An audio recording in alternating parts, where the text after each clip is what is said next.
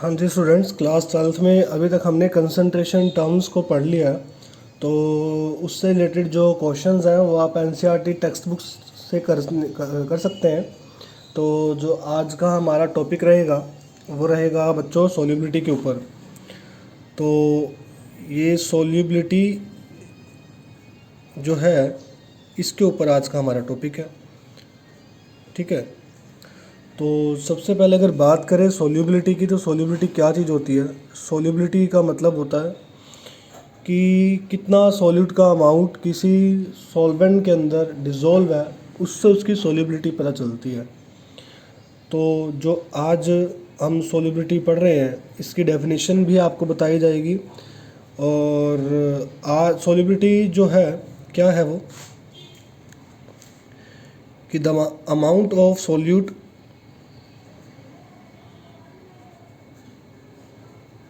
Dissolve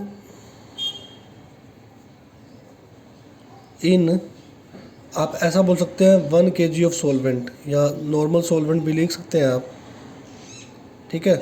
at constant temperature, at constant temperature, ठीक है। Constant temperature पे आप कितना अमाउंट ऑफ सॉल्यूट डिज़ोल्व कर रहे हैं उससे पता चलता है सॉल्युबिलिटी का। तो स्टूडेंट, जो हमारा टॉपिक रहेगा इस सॉल्युबिलिटी को हम अच्छे से और समझेंगे। तो जो हमारा सबसे पहला टॉपिक है वो है solubility of solid in liquid, कि यहाँ पर हमने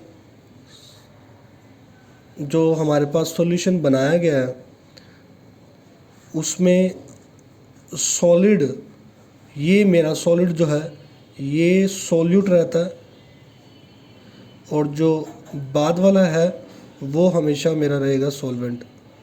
तो बच्चों, आपको यहाँ पर सॉलिड और सॉल्यूट में सॉल्वेंट ऐड किया तो सॉल्यूशन बनता है।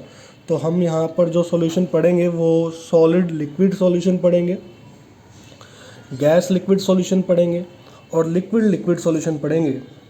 तो ये हमने सॉल्यूशन पढ़ने हैं। सॉल्यूशन होते तो बहुत टाइप के हैं, लेकिन हमने इस चैप्टर में मेनली 3 ही सॉल्यूशन पढ़ने हैं, जिसमें सॉल्वेंट हमेशा लिक्विड रहेगा। सॉल्यूट सॉलिड भी हो सकता है, लिक्विड भी हो सकता है, गैस भी हो सकता है। तो हम बात कर रहे हैं सॉल्युबिलिटी किसकी, सॉल्युबिलिटी की, सॉलिड की किसके अंदर, लिक्विड में। तो अगर किसी सॉलिड को लिक्विड में डिज़ोल्व करना है तो हम क्या करते हैं स्टूडेंट। तो यहाँ पर ये आप ध्यान दीजिएगा कि अगर हमारे पास एक सॉल्यूट है और ये सॉल्यूट जो है बच्चों ये सॉलिड है, जब आप इसको डिज़ोल्व करते हैं किसमें, सॉल्वेंट में, सॉल्वेंट लिक्विड है। तो जैसे कि आपने NaCl को डिज़ोल्व किया वाटर के अंदर, तो यहाँ पर क्या होगा, सॉल्यूशन बनेगा। यहाँ पर क्या बनेगा, सॉल्यूशन। तो बच्चों 2 प्रोसेस होंगे यहाँ पर, मेनली कितने प्रोसेस होंगे, 2 प्रोसेस होंगे। तो अगर हम सबसे पहला प्रोसेस देखें, मैं एग्जांपल के तौर पे समझा रहा हूँ आपको।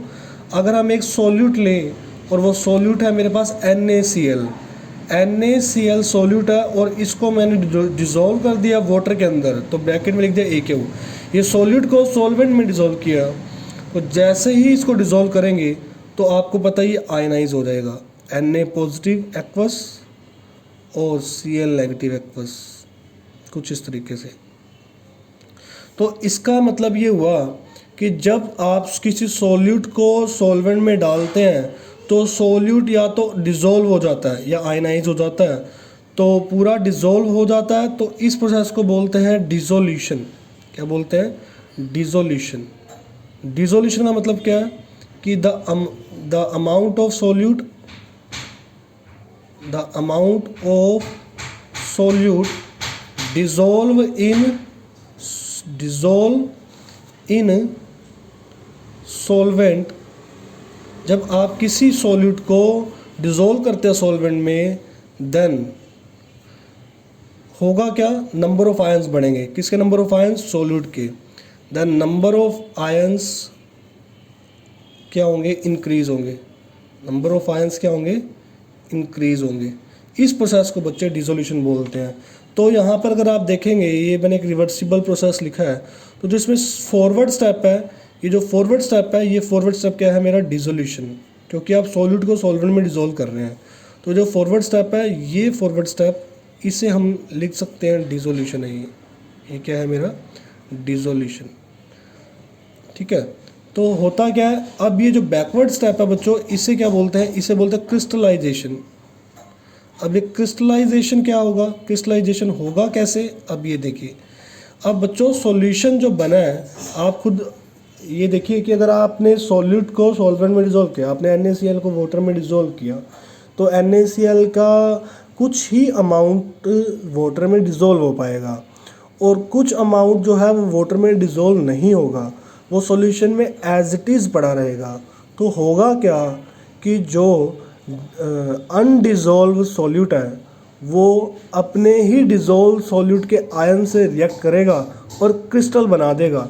तो जब वो क्रिस्टल बना देगा तो सॉल्यूशन में से सारा सॉल्यूट क्रिस्टल की फॉर्म में बाहर आ जाएगा और सॉल्वेंट बचेगा। तो इस बैकवर्ड रिएक्शन को क्या बोलते हैं, क्रिस्टलाइजेशन। तो बच्चे क्रिस्टलाइजेशन की डेफिनेशन आप लिख सकते हैं। क्रिस्टलाइजेशन में हुआ क्या कि ये जो डिज़ोल्व आयन थे, एक तो Na पॉजिटिव आयन था, Cl नेगेटिव आयन था, ये वो सॉल्यूशन के अंदर है। ये सॉल्यूशन के अंदर जो ये डिज़ोल्व आयन है, ये अनडिज़ोल्व आयन से रिएक्ट करके क्या बना दिया इन्होंने, NaCl सॉलिड। इसी स्टेप को हमने वापस कर दिया। तो इसको बोलेंगे क्या, क्रिस्टलाइजेशन। तो क्रिस्टलाइजेशन में की जो डेफिनेशन रहेगी बच्चों, क्या रहेगी यहाँ पर कि the dissolve solute in solution collides with solid solute and form क्या बन जाएंगे, क्रिस्टल। क्या बन जाएगा, क्रिस्टल। और इस प्रोसेस को क्या बोलेंगे, क्रिस्टलाइजेशन। तो बच्चों ये एक रिवर्सिबल रिएक्शन थी जिसमें जब हमने क्या किया, किसी सॉल्यूट को या किसी सॉलिड सॉल्यूट को हमने क्या किया, जब हमने डिज़ोल्व किया किसके अंदर, सॉल्वेंट के अंदर, तो हमने यहाँ पर बच्चों ये देखा कि ये प्रोसेस रिवर्सिबल है। रिवर्सिबल है इसका मतलब दोनों स्टेप इक्विलिब्रियम पे at the time of equilibrium, at equilibrium, या तो ऐसे लिख दें, एट इक्विलिब्रियम पे क्या होगा, बोथ प्रोसेस होंगे, दोनों के दोनों प्रोसेस होंगे। फॉरवर्ड जो है वो डिसोल्यूशन होगा, ठीक है, और जो बैकवर्ड स्टेप है वो होगा क्रिस्टलाइजेशन। तो दोनों स्टेप जो है वो एक साथ होंगे। अगर दोनों स्टेप एक साथ होंगे, इसका मतलब जितना सॉल्यूट डिज़ोल्व होना था डिज़ोल्व हो गया, और जितना सॉल्यूशन में जो आपका सॉलिड सॉल्यूट और डिज़ोल्व सॉल्यूट ने मिलकर क्रिस्टल बनाना था, क्रिस्टल बना दिया। अब ना तो और सॉल्यूट डिज़ोल्व हो सकता, ना ही इसके क्रिस्टल फॉर्म हो सकते। इसका मतलब इक्विलिब्रियम पे हुआ क्या, कंसंट्रेशन किसकी, सॉल्यूट की कांस्टेंट हो गई। Concentration of solute at equilibrium is constant. इसका मतलब ये हुआ कि अगर कंसंट्रेशन सॉल्यूट की कांस्टेंट है, अब और सॉल्यूट डिज़ोल्व नहीं हो सकता, तो यहाँ से पता चलेगी उस सॉल्यूशन की सॉल्युबिलिटी कि हमने कितना सॉल्यूट डिज़ोल्व हो गया, तो वही तो था सॉल्युबिलिटी। तो यहाँ से पता चलती है इसकी सॉल्युबिलिटी। तो सॉल्युबिलिटी जो है बच्चों इक्विलिब्रियम पे हमें पता चलेगी जब सॉल्यूट की कंसंट्रेशन क्या हो जाएगी, कांस्टेंट। तो ये बच्चों यहाँ पर ये टॉपिक था। टॉपिक क्या था कि यहाँ पर इक्विलिब्रियम अटैन हो गया। इसका मतलब डिसोल्यूशन और क्रिस्टलाइजेशन दोनों स्टॉप हो चुके हैं। तो जितना सॉलिड सॉल्वेंट में डिसोल्व होना था हो गया। तो अब कंसंट्रेशन सॉलिड की क्या हो गई, कांस्टेंट। अगर कंसंट्रेशन सॉलिड की कांस्टेंट हो गई तो और डिसोल्व नहीं हो सकता। इसका मतलब यही तो सॉल्युबिलिटी थी। सॉल्युबिलिटी की डेफिनेशन यही तो पढ़ी थी हमने, ये कितना सॉलिड सॉल्वेंट में डिसोल्व होता है, उसे ही क्या बोलते हैं हम, सॉल्युबिलिटी। तो यहाँ पर स्टूडेंट ये टॉपिक था। तो अब हम आगे चलते हैं। आगे हम क्या पढ़ते हैं, फैक्टर्स, वो फैक्टर्स जो अफेक्ट करते हैं सॉल्युबिलिटी को। फैक्टर्स अफेक्ट सॉल्युबिलिटी, ठीक है। तो ये सॉलिड लिक्विड सॉल्यूशन के फैक्टर्स पढ़ने हैं हमने। तो सबसे पहला जो फैक्टर है बच्चों वो है आपका नेचर किसका, सॉल्यूट का एंड सॉल्वेंट का। Nature of solute and solvent, तो दूसरा बच्चों फैक्टर है टेम्परेचर। तीसरा बच्चों फैक्टर है प्रेशर, लेकिन यहाँ पर प्रेशर का कोई इतना रोल नहीं है। तो तीन बच्चों फैक्टर है हमारे, एक नेचर ऑफ सॉल्यूट सॉल्वेंट, एक टेम्परेचर, तीसरा प्रेशर। तो सबसे पहले हम अगर nature of solute and solvent की बात करें तो यहाँ पर आप देखिएगा कि सबसे पहला फैक्टर है nature of solute and solvent.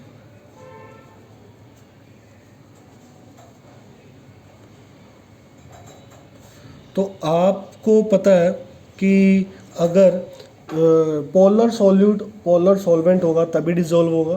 तो मतलब डिज़ोल्व करने के लिए सॉल्यूट सॉल्वेंट की जो मतलब या तो दोनों पोलर हो या दोनों नॉन पोलर हो, क्योंकि पोलर मॉलिक्यूल पोलर में डिज़ोल्व होता है और नॉन पोलर में। ठीक है, तो यहाँ पर ये बात आती है। तो आपको अगर हम देखें कि पोलर मॉलिक्यूल कौन कौन से होते हैं, जैसे वाटर एक पोलर है। ठीक है, और नॉन पोलर सॉल्वेंट कौन से होते हैं? नॉन पोलर सॉल्वेंट है वो है आपके, एक तो कार्बन डाइसल्फाइड, एक है बेंजीन, कार्बन डाइऑक्साइड भी है और बहुत सारे हैं। ठीक है, तो ये पोलर नॉन पोलर। तो आपको देखना होगा सॉल्यूट आपका पोलर है तो पोलर सॉल्यूट है तो पोलर सॉल्वेंट में डिसॉल्व होगा, नॉन पोलर सॉल्यूट है तो नॉन पोलर सॉल्वेंट में डिसॉल्व होगा। ठीक है, नेक्स्ट बच्चों फैक्टर था टेम्परेचर। अब टेम्परेचर का सॉल्युबिलिटी पे क्या इफेक्ट पड़ता है ये देखिएगा आप स्टूडेंट। अगर हम लोग क्या करते हैं, अगर आपके पास एक सॉल्यूट है और इस सॉल्यूट को आपने सॉल्वेंट में डिज़ोल्व किया और एक मतलब इसके मतलब एक मिनिमम अमाउंट में जो आपका सॉल्यूट था वो सॉल्वेंट में डिज़ोल्व हो गया, अब वो डिज़ोल्व नहीं हो रहा। अगर अब डिज़ोल्व नहीं हो रहा तो आप उसको डिज़ोल्व करने के लिए क्या कर सकते हैं, आप उसको डिज़ोल्व करने के लिए हीट दे सकते हैं। जब कभी भी कोई सॉल्यूट सॉल्वेंट में ऐड नहीं होता तो हम क्या करते हैं, हीट देते हैं, एनर्जी देते हैं। एनर्जी देने से सॉल्यूट जो है वो सॉल्वेंट में डिज़ोल्व हो जाता है और सॉल्यूशन बना देता है। तो इसका मतलब अगर तो आप टेम्परेचर बढ़ा देते हैं, मतलब अगर तो आप डेल्टा एच की वैल्यू ग्रेटर दैन जीरो हो जाती है। ग्रेटर दैन जीरो का मतलब नेचर कैसा हो गया, एंडोथर्मिक। अगर रिएक्शन का नेचर एंडोथर्मिक है, इसका मतलब सॉल्यूट सॉल्वेंट में डिज़ोल्व होगा और सॉल्यूशन बनाएगा। इसका मतलब ये हुआ कि सॉल्युबिलिटी बढ़ेगी, सॉल्युबिलिटी क्या होगी, इससे इंक्रीज़ होगी। ठीक है, और अगर ऐसा हुआ कि जब सॉल्यूट को सॉल्वेंट में डिज़ोल्व किया तो सॉल्यूशन और यहाँ पर एनर्जी रिलीज़ हुई, तो अगर डेल्टा एच की वैल्यू लेस दैन जीरो हुई तो नेचर कैसा होगा, एक्सोथर्मिक। और अकॉर्डिंग टू ली चार्टियर प्रिंसिपल आपको पता है कि जहाँ भी इक्विलिब्रियम अटैन होता है वहाँ पर हम क्या देखते हैं, वहाँ पर हम यही देखते हैं ना कि उसके इफेक्ट को मिनिमाइज़ करने के लिए रिएक्शन की डायरेक्शन चेंज होती है। तो अगर यहाँ पर एनर्जी रिलीज़ हो रही है तो इसका मतलब अगर नेचर एक्सोथर्मिक है तो सॉल्युबिलिटी क्या होगी, डिक्रीज़ होगी। सॉल्युबिलिटी क्या होगी, डिक्रीज़ होगी। तो ये बच्चों आपको बात याद रखनी है। यहाँ पर अगर बात करें प्रेशर की तो प्रेशर का सॉल्युबिलिटी पे यहाँ पर इतना ज़्यादा नेग्लिजिबल रोल है, कोई रोल नहीं है, नेग्लिजिबल इफेक्ट है, आप ऐसे बात कर सकते हैं। तो ये बच्चों फैक्टर्स थे जो सॉलिड और लिक्विड सॉल्यूशन पढ़ा हमने, सॉलिड एंड लिक्विड सॉल्यूशन, जिसमें हमने उसके फैक्टर्स पढ़ लिए और हमने क्या पढ़ी, सॉल्युबिलिटी। तो ये स्टूडेंट आप इसको नोट डाउन करें, बाकी का कंसेप्ट हम नेक्स्ट लेक्चर में पढ़ते हैं।